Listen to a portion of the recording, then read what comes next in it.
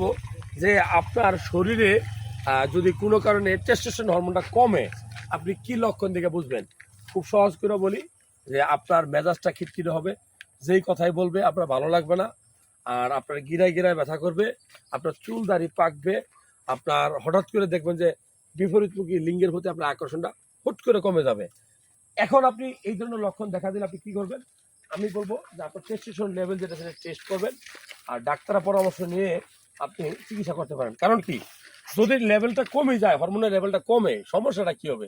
খুব বেশি সমস্যা হবে না।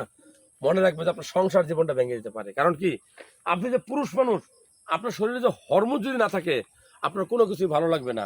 আপনি মেজাজ কিটকেটে, আপনি স্বামী স্ত্রী মিলামেশা করতে যাবেন, আপনার টাইমিং কমে যাবে, আপনার আগ্রহ কমে যাবে, আপনার ওয়াইফের পাশে আপনি শুয়ে থাকবেন, কিন্তু আপনার কাছে মনে হবে যে না, আপনি কোনো পুরুষ মানুষই না, আপনার ভিতরে কোনো চেতনা কাজ করবে না, চেতনা বোধ হবে না, আপনি অবশ হয়ে যাবেন।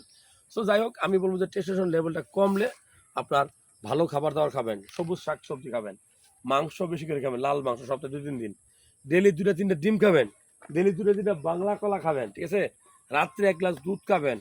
আপনি চাইলে গ্রিন টি খাইতে পারেন রাত্রেবেলা, র কফি যেটাকে আমরা ব্ল্যাক কফি বলি, খেতে পারেন।